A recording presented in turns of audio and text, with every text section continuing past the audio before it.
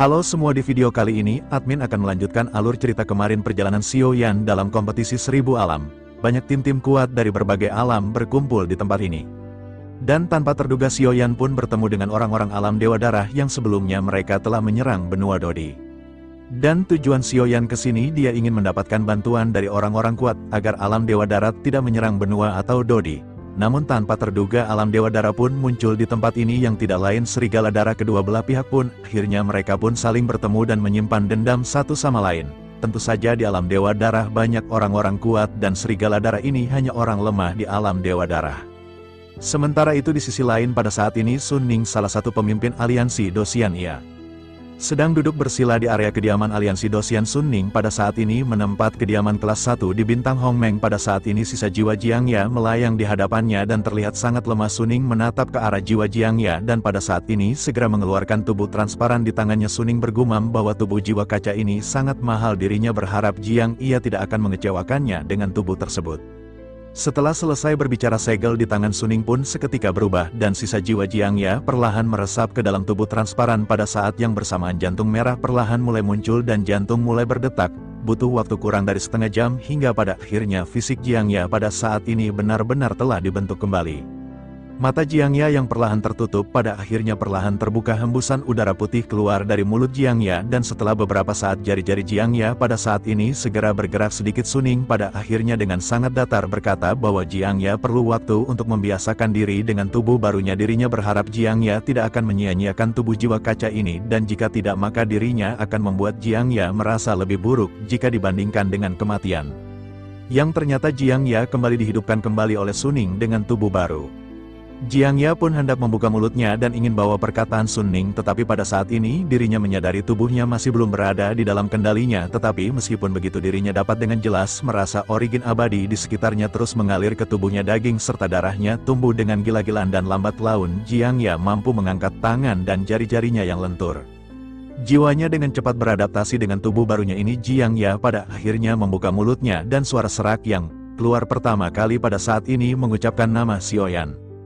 Yang penjual Magnum. Melihat hal ini Sun Ning benar-benar terkejut karena Jiangya pada saat ini bukan hanya bisa berbicara tetapi sudah bisa berdiri. Dirinya benar-benar tidak pernah menyangka bahwa Jiangya dapat mengendalikan tubuh barunya. Dalam waktu sesingkat itu jiwa Jiangya telah terluka parah, tetapi dengan bantuan dari tubuh ini ditambah dengan bantuan Sun Ning, Jiang yang benar-benar hampir pulih dan tubuh ini secara alami lebih kuat daripada tubuh sebelumnya. Tetapi meskipun begitu ada sesuatu yang kurang dan Sun Ning pada saat ini segera kembali berbicara. Sun Ning berkata sepertinya bakat Jiangya memang sangat kuat. Namun meskipun begitu sulit bagi Jiangya untuk kembali ke puncaknya dengan tubuh ini, tetapi menurut Sun Ning seharusnya tidak sulit untuk Jiangya kembali ke Dosian bintang 4. Mendengar hal tersebut, Jiangya pun segera merasakan kekuatan di dalam tubuhnya. Jiangya menemukan bahwa aura di dalam tubuhnya memang pada saat ini mentok di bintang 4. Jiangya pada akhirnya berusaha mengepalkan tangannya dan berkata meskipun kekuatannya hanya berada di bintang 4 Dosian tetapi itu sudah cukup. Sun Ning pun memandang ke arah Jiangya yang tampak percaya diri dan segera mengingatkan sesuatu kepada Jiangya. Sun Ning berkata bahwa Jiangya jangan melupakan bahwa dirinya benar-benar telah dibunuh oleh Xiao Yan ketika Jiangya merupakan Dosian bintang 5. Oleh karena itu bagaimana mungkin sekarang yang bisa mengalahkannya dengan kekuatan Dosian bintang 4?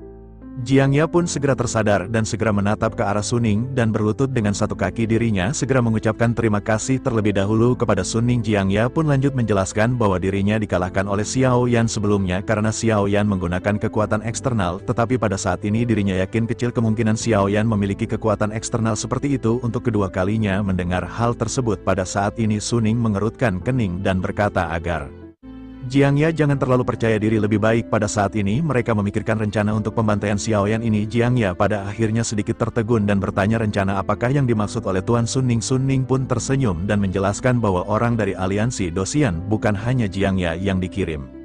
Kali ini masih ada Ye Jiang yang berada di ruang tingkat menengah yang belum tiba di bintang Hongmeng. Pada saat itu dengan Ye Jiang sebagai pemimpin dan Liang Feng serta Jiangya yang berada di sampingnya, mereka akan bisa memenggal dan membunuh kelompok Xiao Yan. Dengan cara seperti itu kelompok dari aliansi Dosian juga akan bisa berhadapan dengan orang-orang dari kuil Dewa Kuno.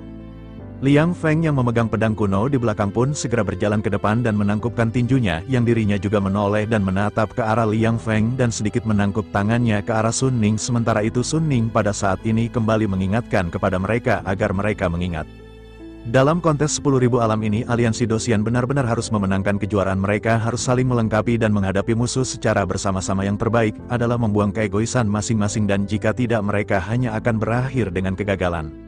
Setelah selesai berbicara dirinya pun segera melambaikan lengan bajunya dan melangkah pergi meninggalkan keduanya.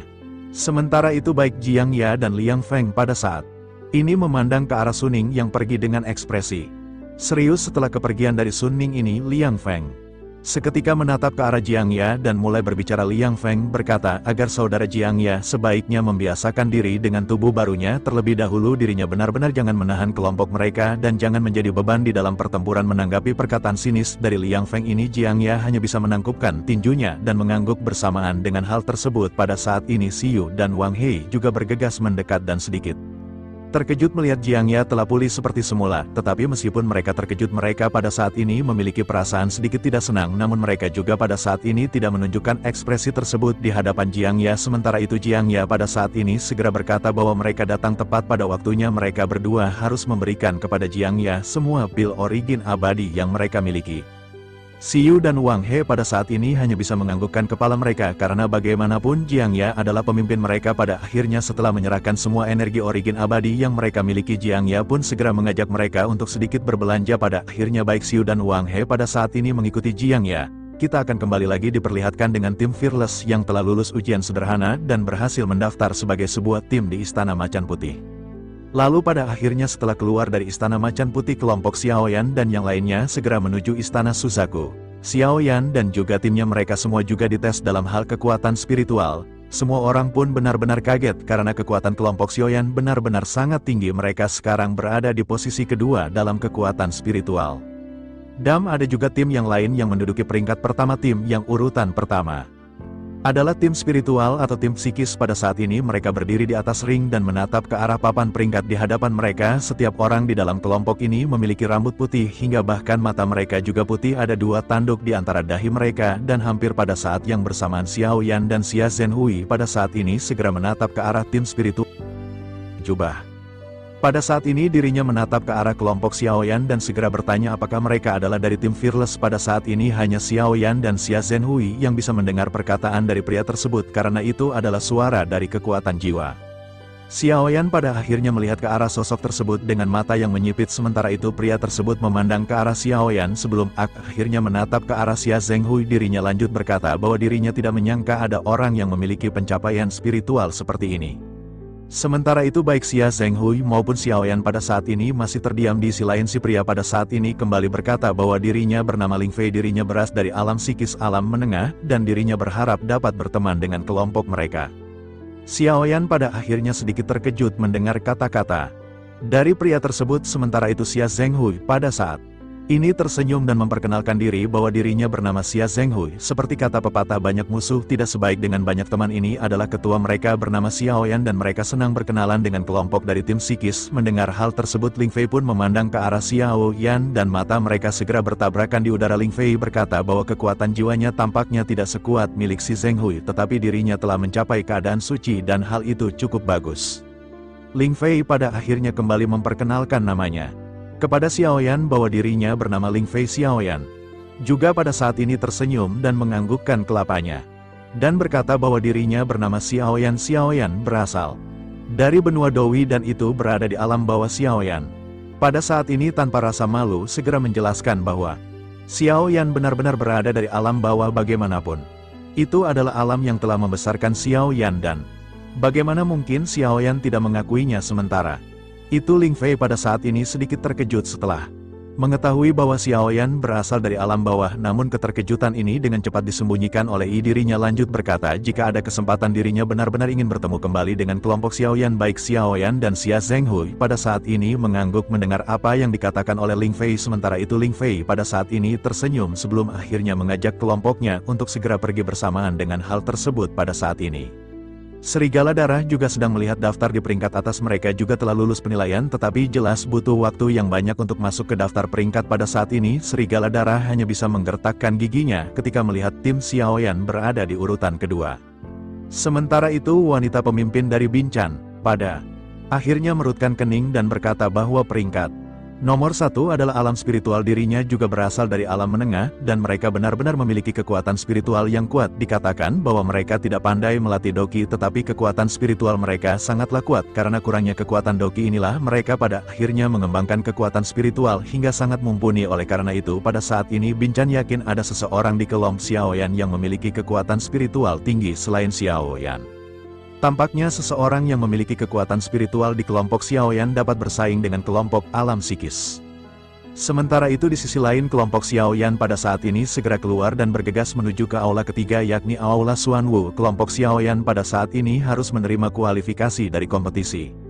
Di tengah-tengah perjalanan Xiao Zhan segera berkata kepada Xiaoyan bahwa peringkat mereka pada saat ini di peringkat kedua dan sepertinya mereka tidak berada di peringkat rendah. Mendengar hal tersebut Ding Yue pun pada saat ini segera berkata bahwa menurut aturan seharusnya kelompok Xiaoyan bisa lolos ke eselon atau kelas 1. Xiaoyan pun hanya bisa tersenyum mendengar kelompoknya yang pada saat ini sedikit berbincang. Ding Yue pada saat ini benar-benar sangat senang karena tim Veles pada saat ini benar-benar terkenal di sepanjang jalan yang mereka lewat. Pada saat ini semua orang benar-benar memandang kelompok Xiaoyan. Tim Fearless pada saat ini benar-benar memiliki image yang sangat kuat. Semua orang mengira bahwa tim Veles pada saat ini benar-benar akan menempati eselon atau kelas. Akhirnya setelah beberapa saat Xiaoyan dan rombongan segera sampai di aula Xuanwu. Kelompok Xiaoyan pada saat ini melihat telaga emas yang indah dan dipenuhi dengan energi yang kuat. Ada beberapa sosok yang duduk bersila di danau emas. Dari fluktuasi yang memancar dari danau emas, Xiaoyan bisa merasakan origin abadi yang sangat kuat.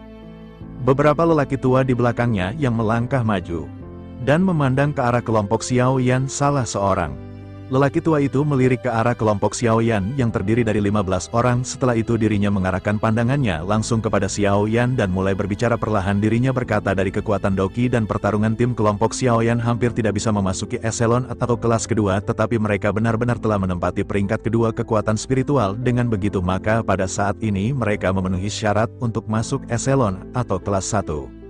Namun mereka pada saat ini bisa memilih kelas mana yang ingin mereka memasuki. Mereka bisa memilih apakah mereka ingin masuk kelas 1 atau kelas 2. Mendengar hal tersebut Xiaoyan pun mengerutkan kening dan bertanya apakah perbedaan antara kelas 1 dan kelas 2. Sosok tua itu pun seketika terkejut mendengar Xiaoyan yang menanyakan hal tersebut. Pada akhirnya dirinya mau tidak mau segera menjelaskan bahwa eselon atau kelas 1 bisa masuk ilusi terlebih dahulu. Tentunya mereka memiliki keuntungan yang lebih besar, tetapi resikonya juga lebih besar. Namun meskipun begitu hal tersebut juga akan menjadi simbol status dari kelompok mereka. Kelas 1 atau eselon 1 ini mengontrol jumlah tim yang lebih ketat dengan hanya ada 1000 tim. Sementara itu untuk eselon atau kelas 2 juga pada saat ini memiliki hal yang baik. Perbedaan dari kelas 2 ini hanyalah pilihannya setidaknya relatif lebih aman jika dibandingkan dengan eselon atau kelas 1. Mendengar hal tersebut Xiaoyan pun pegang dagunya dan merenungkan mengenai hal tersebut. Melihat Xiaoyan yang mempertimbangkan hal tersebut, lelaki tua itu berpikir bahwa Xiaoyan secara alami tidak akan berani memilih kelas 1. Dirinya pun memandang dengan tatapan jijik ke arah Xiaoyan dan menunggu Xiaoyan memberikan keputusan. Sementara itu setelah Xiaoyan mempertimbangkan semuanya, Xiaoyan pun segera menjawab bahwa Xiaoyan memilih kelas 1. Pria tua itu pun sedikit terkejut ketika mendengar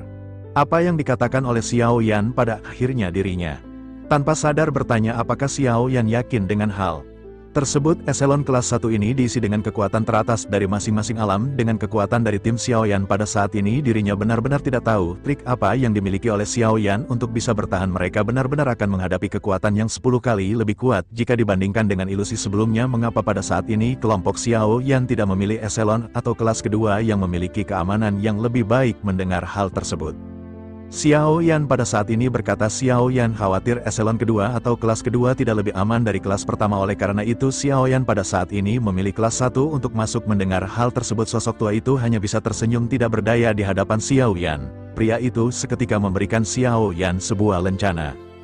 Sementara itu pria tua tersebut pada saat ini segera menjelaskan bahwa ini adalah lencana simbol identitas mereka. Pada saat yang sama mereka tidak boleh melepas rencana ini. Ini akan mencatat posisi dan pertempuran mereka, dan jika mereka ingin menonjol di kontes 10.000 alam mereka benar-benar harus melakukan semuanya dengan baik dan membawa lencana ini bersama dengan mereka. Dengan begitu maka mereka benar-benar akan membuat lebih banyak alam melihat kekuatan mereka. Mendengar hal tersebut, Xiaoyan pun menganggukkan kelapanya dan segera menangkupkan tangannya dan berteri terima kasih. Pria tua itu hanya tersenyum sebelum akhirnya lanjut berkata bahwa sekarang mereka memiliki kualifikasi ini untuk mengikuti kompetisi. Pada saat yang sama mereka juga dapat memilih apakah Xiaoyan ingin melakukan pencerahan. Sekarang Xiaoyan pada saat ini bisa melakukan pencerahan bintang 10 dengan 8000 titik energi yang ia dapatkan. Mendengar hal tersebut, Xiaoyan pada akhirnya segera memandang ke arah danau emas yang berada di sekitar. Xiaoyan segera menyadari bahwa air danau emas ini adalah pencerahan yang legendaris. Ini adalah keberuntungan yang diberikan kepada semua orang di bawah bintang Hongmeng, terlebih lagi dengan orang yang mengikuti kontes 10.000 alam. Memikirkan hal ini, Xiaoyan pun segera bertanya bisakah pencerahan ini diberikan kepada seluruh tim. Sosok tua itu pun merenung sejenak dan dirinya berkata bahwa hal itu memang mungkin, tetapi jika pencerahan bintang 10 ini dibagikan kepada semua orang itu mungkin tidak seefektif dengan pencerahan bintang 5. Jika satu orang yang menikmatinya mungkin alamnya benar-benar akan meningkat pesat dan orang tersebut benar-benar mendapatkan manfaat. Setelah selesai berbicara, sosok tua itu pun memandang ke arah Xiaoyan dengan penuh keterkejutan. Dirinya benar-benar tidak menyangka bahwa bocah laki-laki ini sebenarnya bersedia berbagi pencerahan bintang 10. Yang perlu diketahui bahwa pencerahan bintang 10 ini adalah rezeki yang sangat besar bagi seorang individu, namun jika pencerahan tersebut dibagi-bagi tentu saja khasiatnya akan tersebar. Dan hal itu tidaklah efektif. Sementara itu Xiaoyan pada saat ini hanya mengangguk sambil tersenyum. Xiaoyan tanpa ragu segera berkata bahwa Xiaoyan benar-benar yakin Xiaoyan bersedia berbagi nilai-nilai energi ini dengan semua orang. Tentu saja Xiaoyan memang tidak pernah menjadi orang yang ego, terlebih lagi ini adalah untuk timnya sendiri. Ini adalah untuk Xiaoyan selalu menemani di dalam hidup dan mati di sepanjang jalan. Sementara itu tim Xiaoyan pada saat ini tentu saja lebih mengutamakan Xiaoyan yang meningkatkan kekuatannya. Mereka pun segera mendesak Xiaoyan untuk mengambil pencerahan ini sendirian. Dengan begitu maka kekuatan Xiaoyan benar-benar akan segera melonjak dan tim Xiaoyan juga akan sangat senang. Namun pada saat ini Xiaoyan benar-benar masih menggelengkan kelapanya. Meskipun telah dibujuk oleh seluruh anggota timnya, Xiaoyan memang menyadari bahwa peningkatan kekuatan itu memang penting. Tetapi yang diharapkan oleh Xiaoyan adalah semua orang yang meningkat pada akhirnya melihat. Pria itu pun pada akhirnya tidak berusaha untuk menghalanginya. Pria itu pun segera berkata karena dirinya bersieras, maka dirinya berharap ia tidak akan menyesal. Xiaoyan pun hanya bisa tersenyum, sementara si pria pada saat ini kembali melambaikan tangannya. Ia yang segera melihat bahwa 8000 nilai energi di kartu energi Xiaoyan berubah menjadi 0 pada saat yang sama. Air telaga emas pada saat ini tiba-tiba menyemburkan cahaya panas yang menyengat. Pusaran segera terbentuk di aliran air dan tersebar di area di sekitar. Laki tua itu pun seketika memerintahkan Xiaoyan dan yang lainnya untuk segera masuk. Xiaoyan pun melihat ke arah pusaran di danau emas dan pada saat ini bisa merasakan sumber origin abadi yang mengalir di dalamnya. Xiaoyan mengangguk dan pada saat ini segera memerintahkan kelompoknya untuk segera nyemplung di dalam cahaya keemasan yang memenuhi langit. Pada saat ini pilar cahaya emas besar segera terlihat menjulang. Keributan pada akhirnya kembali terjadi di sekeliling kelompok Xiaoyan karena ukuran pusaran ini benar-benar sangat besar. Semua orang bisa mengetahui secara sekilas bahwa ini adalah tingkat pencerahan tertinggi, yakni pencerahan bintang 10. Bersamaan dengan hal tersebut pada saat ini di satu sisi juga ada beberapa orang yang mengenali kelompok Xiaoyan. Sosok ini adalah Wang He dan Xiu yang dipimpin oleh Jiang Ya yang baru saja terlahir kembali. Mata Jiang Ya pada saat ini tertuju pada danau yang dipenuhi oleh 10 bintang. Matanya benar-benar menjadi semakin menyeramkan dan niat membunuh pada saat ini benar-benar melonjak di dalam hatinya. Dirinya benar-benar tidak menyangka bahwa semua energi yang telah dirinya dapatkan benar-benar dirampok oleh Xiaoyan. Terlebih lagi kerumunan juga pada saat ini masih membicarakan mengenai Jiang Ya yang dibantai oleh Xiaoyan. Tentu saja perkataan kerumunan ini sampai di telinga Jiang Ya dan dirinya benar-benar menjadi semakin marah. Jiang Ya pada akhirnya mengepal tinjunya dan bergumam bahwa tim Fearless harus menunggu Jiang Ya benar-benar akan menghancurkan mereka di dalam kompetisi 10.000 alami ini. Jiang Ya benar-benar akan membuat mereka mati dan bahkan tidak memiliki kesempatan untuk melakukan reinkarnasi. Sementara itu pada saat yang sama pada saat ini Sun Ning sedang duduk di area perumahan aliansi Dosian. Tepat di hadapannya ada beberapa sosok yang berdiri dan mereka seperti bayangan hitam. Sun Ning pada saat ini dengan suara rendah segera berkata agar mereka mengingat jangan membiarkan orang-orang ini hidup, mereka juga jangan membiarkan jiwa dari orang-orang ini lepas setelah kematian mereka. Tentu saja pada saat ini Sun Ning telah memberikan instruksi untuk membunuh kelompok Xiaoyan. Tampaknya Sun Ning pada saat ini benar-benar ingin segera menghabisi kelompok Xiaoyan yang menjadi beban utama bagi aliansi Dosian. Pada akhirnya bayangan itu pun tidak berbicara dan hanya terdiam dan segera menghilang di dalam kegelapan. Sementara itu Sun Ning pada saat ini tersenyum dingin dan berpikir bahwa kali ini kelompok Xiaoyan benar-benar dan segera musnah. Sementara itu kembali ke Xiaoyan, yang pada saat ini masih berkultivasi di dalam danau emas. Xiaoyan dan yang lainnya pada saat ini duduk bersila di dalamnya dengan origin abadi yang tidak terhitung. Jumlahnya yang diserap dengan gila-gilaan. Tubuh semua orang tampak bersinar di air danau kemasan dan origin abadi benar-benar diserap. Namun pada saat ini ada sosok yang menarik dan sosok itu adalah Xia Zhenghui, Zhenghui yang merupakan kerangka benar-benar tidak bisa menyerap origin abadi, tetapi ia pada saat ini duduk di kerumunan seolah-olah menyerap origin abadi. Xia Zhenghui benar-benar berpura-pura menyerap origin abadi agar tidak mempermalukan nama. Setelah lama bosan ia memutuskan untuk segera berjalan berkeliling melihat-lihat di sekitar. Namun bersama dengan hal tersebut pada saat ini di mata tengkorak dari Xia Zhenghui ada dua kilatan cahaya yang seperti mata kekuatan spiritual. Keadaan suci segera menyebar dan seketika semburan angin tiba-tiba menghantam tulang rapuh si Zhenghui. Namun beruntung karena kekuatan tak terlihat segera dibentuk oleh Xia Zhenghui menjadi sebuah perisai. Meskipun begitu ia pada saat ini tetap terdorong dan jatuh ke dalam danau. Lalu pada akhirnya Xia Zhenghui segera melihat tiga bayangan hitam yang muncul di sekitar danau. Mereka masing-masing mengenakan pakaian hitam tembus pandang dan hanya terungkap di bawah pancaran cahaya. Ketiga bayangan ini pada saat ini menetap ke arah kelompok Xiaoyan dengan niat membunuh yang sangat kuat. Bayangan-bayangan hitam ini saling berkomunikasi dengan pandangan mata mereka sebelum akhirnya sama-sama mengangguk. Setelah itu ketiganya pun segera melesat dan menyerang ke arah titik vital dari Xiaoyan.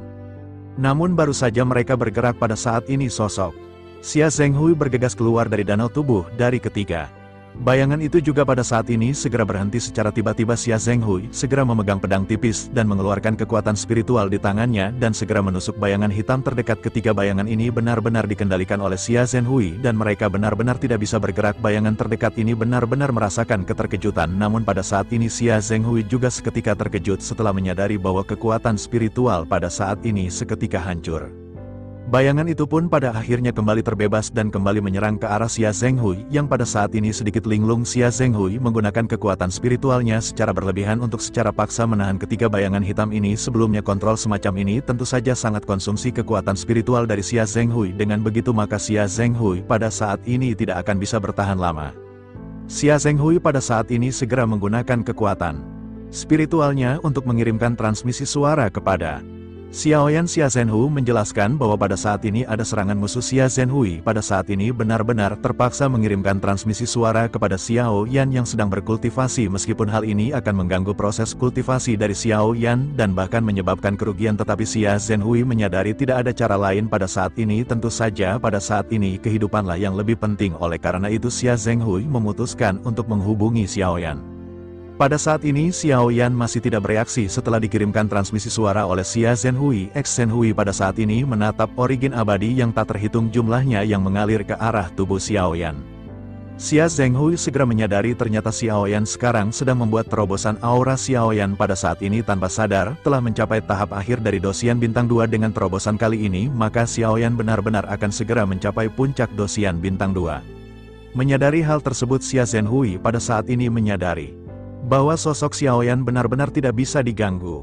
Pada akhirnya Xia Zhenghui kembali melesatkan pedang dan berhadapan dengan tiga bayangan. Xia Zhenghui pada saat ini berusaha mati-matian untuk menahan tiga bayangan dan menyerangnya secara sekaligus. Pada akhirnya sosok Xia Zhenghui pada saat ini benar-benar kewalahan. Penekanannya terhadap tiga bayangan ini juga pada akhirnya semakin lama semakin melemah hingga pada akhirnya mereka bisa melepaskan diri. Tiga bayangan pun beralih ke arah Xia Zhenghui dan pada saat ini melesatkan serangan bersama-sama. Pada akhirnya tengah-tengah gempuran ketiga bayangan Xia Zhenghui pada saat ini benar-benar terpojok menghadapi serangan ketiga bayangan.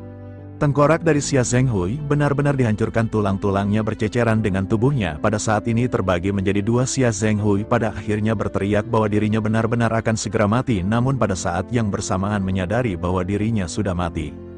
Tiga bayangan bergegas menuju ke arah Xiaoyan. Mereka bergerak dengan kecepatan yang seperti kilat dan cahaya dingin di tangan ketiganya langsung menuju ke kepala Xiaoyan. Namun ketika mereka berjarak setengah meter dari tubuh Xiaoyan pada saat ini tubuh ketiga bayangan hitam itu tiba-tiba membeku. Mereka benar-benar tidak dapat bergerak sedikit pun dan mereka dapat melihat tubuh mereka gemetar di kejauhan. Mereka berjuang untuk melepaskan diri dari seluruh kekuatan yang mengekang, tetapi tidak peduli apapun yang mereka lakukan, mereka benar-benar tidak dapat bergerak. Tiba-tiba ada sosok misterius yang mencoba membantu Surian dengan kekuatan ganasnya. Sementara itu di dalam benak Xiaoyan pada saat ini sebuah suara tiba-tiba terdengar. Suara itu memerintahkan Xiaoyan untuk bangun karena teman-teman dalam bahaya. Bersamaan dengan suara tersebut yang terdengar, aura di tubuh Xiaoyan seketika melambung. Xiaoyan pada saat ini menembus dosian puncak bintang 2 dan satu langkah lagi ke dosian bintang 3. Pencerahan 10 bintang Xiao ini benar-benar belum berakhir.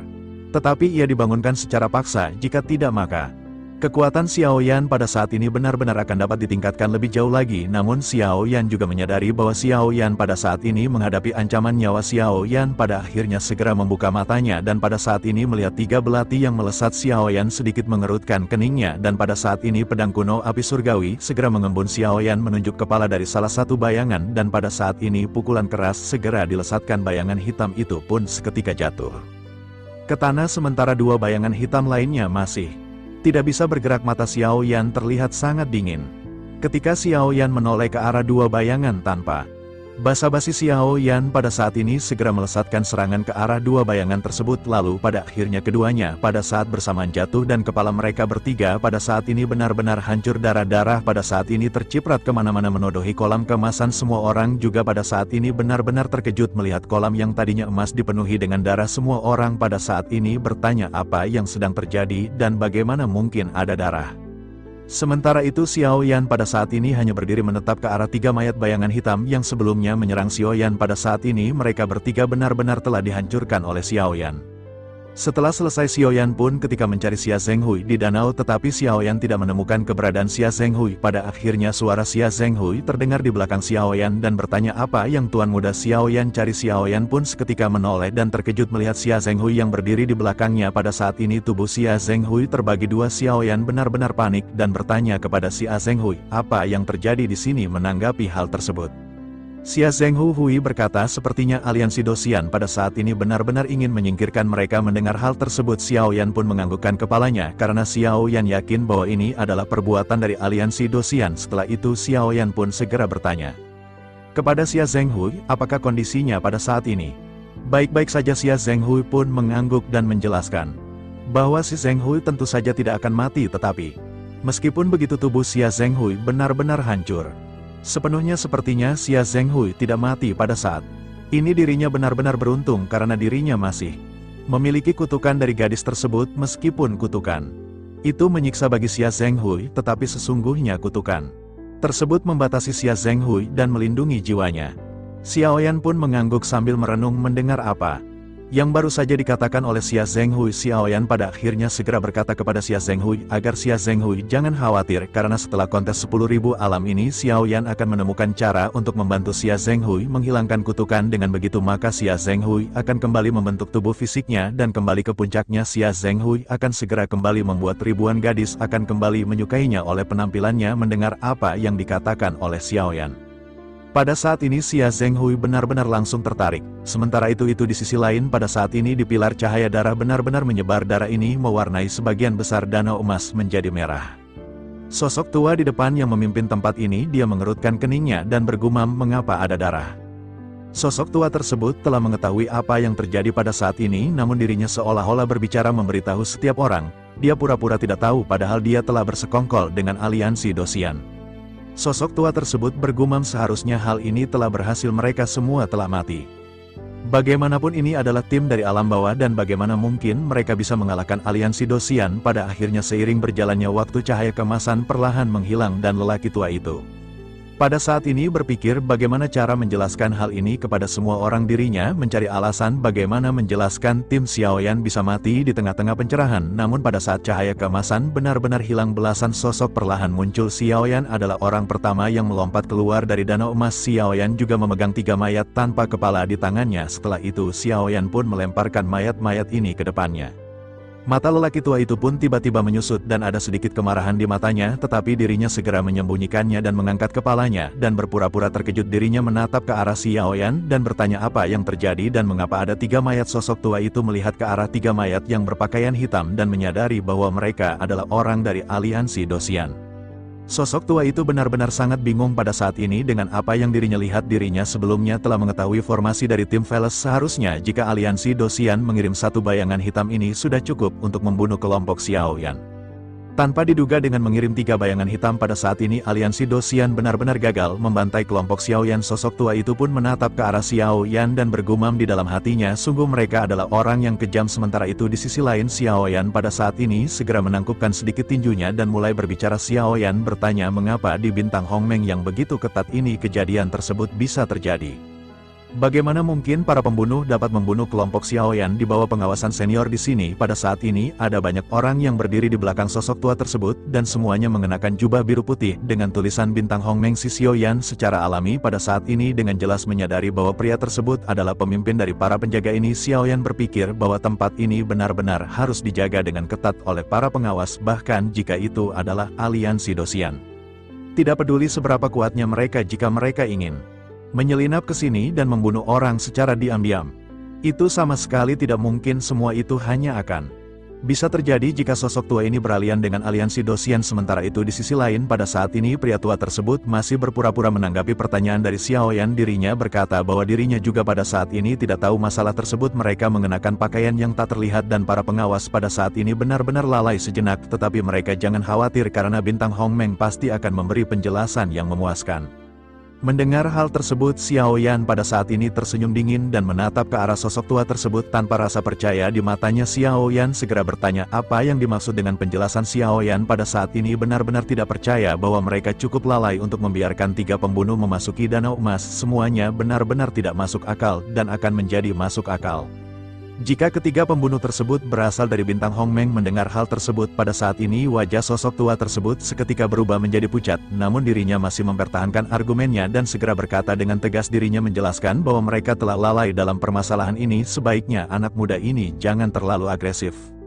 Bintang Hongmeng secara alami akan menyelidiki permasalahan ini dan memberi mereka penjelasan yang memuaskan. Setelah berbicara sosok tua itu pun seketika melesatkan auranya.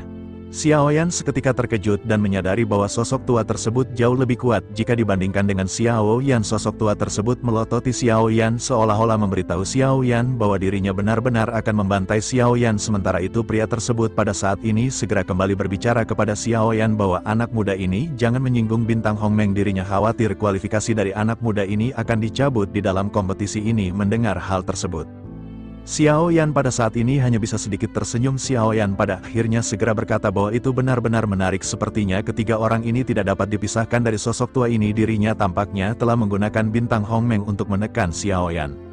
Tetapi menurut Xiaoyan sepertinya pendukung dari pria tua ini bukanlah bintang Hongmeng melainkan aliansi Dosian. Mendengar perkataan Xiaoyan ini beberapa sosok di belakang lelaki tua itu pun mengerutkan kening. Semua orang benar-benar terkejut dan tanpa sadar menatap ke arah pria tua dengan penuh kecurigaan.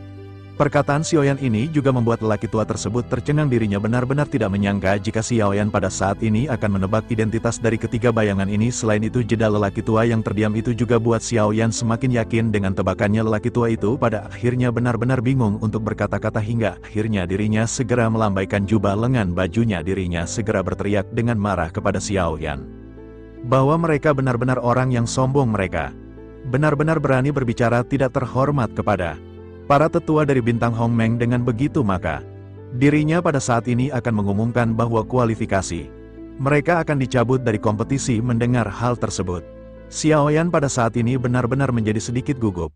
Xiaoyan pada saat ini benar-benar tidak ingin kehilangan kualifikasi kompetisi setelah Xiaoyan mencapai bintang Hongmeng. Namun pada saat yang bersamaan sebuah suara seketika terdengar dari belakang Xiaoyan dan yang lainnya. Suara tersebut segera berkata bahwa dirinya juga penasaran apakah perkataan junior ini kepada tetua Wong memang benar. Mendengar suara yang baru saja muncul, Xiaoyan pada saat ini benar-benar sedikit terkejut. Xiaoyan ingat suara ini dan ia bisa mengenalinya. Suara ini adalah suara yang sebelumnya secara paksa membangunkan Xiaoyan. Ketika Xiaoyan tercerahkan, Xiaoyan pun tiba-tiba menoleh dan melihat dua lelaki tua berjalan perlahan. Aura dari keduanya pada saat ini benar-benar terpancar dengan perasaan yang menakjubkan. Sementara itu tetua yang bernama Wudong yang merupakan pemimpin yang berselisih dengan Xiaoyan pada saat ini segera menangkupkan tangannya ke arah dua sosok yang terni adalah Je Jun dan Qiu Jun. Kulitnya menjadi pucat dan dirinya benar-benar gemetar ketakutan dengan kemunculan kedua sosok tersebut. Pada akhirnya Qiu Jun pun segera bertanya kepada Wudong apa yang sedang terjadi, mengapa ketika mayat tanpa kepala ini muncul di tempat ini. Mendengar hal tersebut Wudong pada akhirnya segera berkata bahwa ketika mereka tercerahkan ketiga orang ini muncul dan ingin membunuh tim ini, tetapi pembunuhan terhadap kelompok dari dunia bawah ini berlangsung dengan gagal dan dirinya pada saat ini sudah meminta maaf. Dirinya sudah menjelaskan kepada mereka bahwa penyelidikan akan dilakukan dengan jelas dan mereka akan memberikan penjelasannya nanti. Namun bocah ini bersikap keras dan mulai mengucapkan perkataan kasar mendengar hal tersebut. Pada saat ini Kyujun menggelengkan kepalanya dirinya menunjukkan senyum tajam kepada Wudong dan berkata bahwa dirinya tidak bertanya tentang hal tersebut. Yang dirinya tanyakan pada saat ini adalah apa yang dikatakan oleh junior itu sebelumnya adalah sebuah kebenaran atau tidak. Mendengar hal tersebut Wudong pada saat ini kembali berkeringat dingin dan segera mengeluarkan argumennya. Dirinya berkata bahwa dirinya adalah salah satu tertua dari bintang Hongmeng. Bagaimana mungkin dirinya bisa ada hubungannya dengan aliansi Dosian? Terlebih lagi bagaimana mungkin dirinya bisa mengatur penghinaan seperti itu kepada bintang Hongmeng. Mendengar hal tersebut Kyujun pun menoleh ke arah Jijun dan segera bertanya apa pendapat Jijun tentang permasalahan ini. Jijun pada akhirnya menoleh perlahan menatap ke arah Xiao Yan dengan mata lembut. Dirinya segera berkata bahwa permasalahannya sudah terjadi, bintang Hongmeng akan memikul semua tanggung jawab, lalu Wudong harus bertanggung jawab penuh atas masalah ini. Sementara mengenai hukumannya hal itu terserah kepada Xiaoyan untuk putuskan. Begitu suara Jijun ini keluar, mata Xiaoyan seketika sedikit menyipit. Xiaoyan pada saat ini berani memastikan bahwa suara yang sebelumnya terdengar di telinga Xiaoyan adalah suara dari Jijun. Namun Xiaoyan pada saat ini benar-benar tidak bisa membuat keputusan di hadapan orang seperti Jijun. Xiaoyan pada akhirnya menangkupkan tangannya dan membungkuk hormat kepada keduanya. Senyum tiba-tiba muncul di wajah Jijun dan secara alami Jijun melihat bahwa Xiaoyan telah mengenalinya. Sementara itu Xiaoyan pada saat ini lanjut memandang ke arah Wudong. Saat ini Xiaoyan benar-benar tidak tahu bagaimana cara menjawab apa yang baru saja dikatakan oleh Jijun. Melihat Xiaoyan yang ragu-ragu pada saat ini, Jijun menetap ke arah Xiaoyan dan lanjut berbicara. Jijun berkata bahwa Xiaoyan pada saat ini tidak perlu khawatir, hukumannya terserah kepada Xiaoyan. Bahkan jika Xiaoyan ingin membunuhnya. Mendengar hal tersebut justru Xiaoyan pada saat ini benar-benar semakin bingung untuk memutuskan.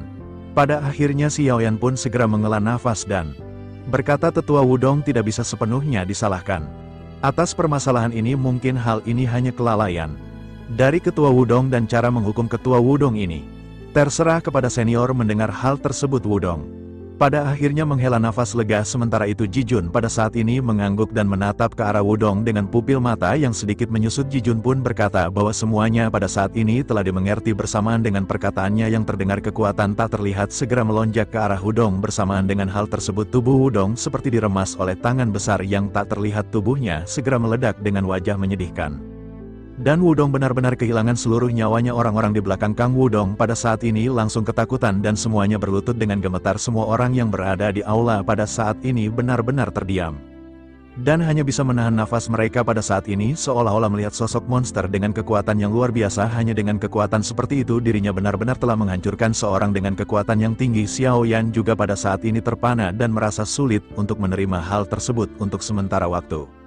Sementara itu Jiun pada saat ini tersenyum ke arah Xiaoyan dan bertanya apakah Xiaoyan sudah puas dengan hukuman ini. Mendengar hal tersebut Xiaoyan pada saat ini masih pelanga-pelongo. Sementara itu Jijun kembali bertanya apakah Xiaoyan pada saat ini puas. Mendengar Jijun yang bertanya kedua kalinya, Xiaoyan pada akhirnya seketika tersadar. Xiaoyan yang ketakutan pada akhirnya mengangguk dan berkata bahwa junior pada saat ini puas. Xiaoyan pada saat ini benar-benar berkeringat di tubuhnya setelah melihat kekuatan yang ditampilkan oleh Jun. Sementara itu semua orang pada saat ini seketika menyadari sepertinya pendukung dari tim Veles ini adalah penguasa dari bintang Hongmeng. Mereka pada saat ini hanya bisa mendecakkan lidah dan merasa kagum kepada tim Xiaoyan atas semua ini. Sementara itu Jijun pada saat ini dengan serius berkata kepada semuanya bahwa permasalahan ini sudah selesai. Semua orang masih harus menjalankan tugasnya masing-masing dan dirinya akan mengatur agar tetua baru datang untuk menggantikan Wudong. Mendengar hal tersebut pada akhirnya semua orang pada saat ini segera bubar. Sementara itu Jijun pada saat ini berbalik menatap dan menepuk bahu Xiaoyan. Dirinya berkata dengan wajah serius kepada Xiaoyan bahwa semua barang miliknya akan dipertaruhkan kepada Xiaoyan kali ini. Dengan begitu maka Xiaoyan pada saat ini harus berjuang untuk Jijun. Ekspresi Xiaoyan ketika membeku dengan ekspresi keraguan di wajahnya. Xiaoyan berpikir mengapa beban berat seperti itu tiba-tiba menimpa Xiaoyan. Pada akhirnya Xiaoyan menangkupkan kedua tangannya dan berkata bahwa junior tidak akan mampu menanggung hal tersebut. Mendengar hal tersebut Jijun pada saat ini tersenyum dan berkata Agar Xiao Yan jangan rendah hati, Xiao Yan harus bekerja keras, dan selama Xiao Yan bisa memenangkan kontes 10.000 alam ini. Dengan hal tersebut, Ji Jun berjanji bahwa bintang Hong Meng tidak akan pernah memperlakukan Xiao Yan dengan buruk. Terlebih lagi, sekarang aliansi Dosan memiliki niat membunuh kepada Xiao Yan. Jika Xiao Yan dapat memenangkan kejuaraan, maka bintang Hong Meng akan menjadi pendukung dari Xiao Yan. Dengan hal tersebut, bahkan aliansi Dosian tidak akan melakukan sesuatu dengan sewenang-wenang kepada Xiao Yan. Ia seketika terdiam mendengar apa yang dikatakan oleh Ji Jun, namun Xiao Yan pada saat ini masih memiliki keheranan mengenai alasan dari Ji Jun ini. Xiao Yan pada akhirnya segera bertanya, bisakah senior memberi Xiao Yan alasan manfaat apa yang akan senior dapatkan jika Xiao Yan memenangkan kejuaraan tersebut? Mendengar apa yang ditanyakan oleh Xiao Yan ini, Qiu Jun pada akhirnya segera membuka mulutnya untuk berbicara. Ye Jun berkata bahwa junior benar-benar terlalu banyak berpikir mengenai hal ini. Orang tua ini hanya tidak mau membayar kembali anggur yang dirinya hutangkan kepada Qiu Jun setiap kali dirinya menyukai beberapa tim di kejuaraan 10.000 alam. Dirinya akan mengatakan hal yang sama kepada mereka yang disukainya. Ji Jun selalu mengatakan hal yang sama setiap kali kompetisi. Ini berlangsung kepada kelompok-kelompok seperti Xiao Yan. Tetapi sangat disayangkan orang-orang ini semuanya berakhir dengan kegagalan. Kebanyakan dari mereka berubah menjadi tulang belulang selama kompetisi. Oleh karena itu junior pada saat ini jangan terlalu memikirkan hal tersebut. Mendengar apa yang dikatakan oleh Qiu Jun pada saat ini, Ji Jun pun terbatuk 2 kali. Dirinya pada akhirnya lanjut berkata bahwa dirinya selama ini benar-benar beberapa kali salah, tetapi kali ini orang-orang yang direkomendasikan oleh 3 dewa secara pribadi benar-benar membuatnya berpikir. Dengan rekomendasi dari 3 dewa pada saat ini, Xiao Yan dapat membantu Ji Jun memenangkan taruhan. Selain itu, Ji Jun juga pada saat ini tidak bisa berjanji mengenai banyak hal. Dirinya hanya ingin berkata kepada Xiao Yan bahwa bintang Hong Meng akan menjaga keselamatan Xiao Yan. Ketika Xiao Yan mendengar kata 3 dewa disebutkan, Xiao Yan pada saat benar-benar terkejut. Xiao Yan tidak pernah berpikir bahwa 3 dewa memiliki hubungan dengan sosok Ji Jun. Xiao Yan tanpa sadar bergumam dengan suara rendah ketika menyebutkan 3 dewa. Pada saat ini Xiao Yan tiba-tiba merasa bahwa Xiao Yan benar-benar telah bertindak menolak terlalu jauh. Kuil dewa kuno ini benar-benar berkali-kali melindungi Xiao Yan.